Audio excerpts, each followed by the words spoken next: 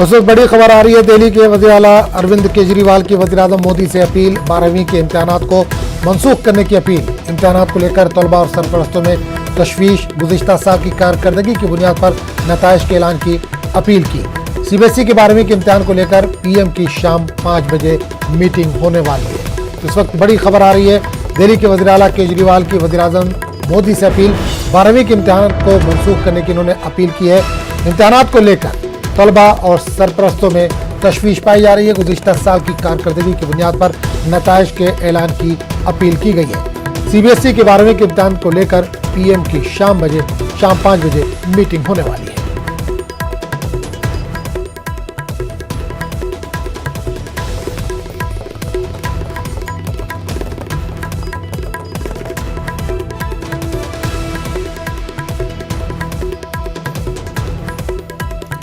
तो बड़ी खबर इस वक्त आ रही है। दिल्ली के वज़ीर आला केजरीवाल की वज़ीर-ए-आज़म मोदी से अपील। 12वीं के इम्तिहानात को मनसूख करने की इन्होंने अपील की है। इम्तिहानात को लेकर तलबा और सरपरस्तों में तशवीश।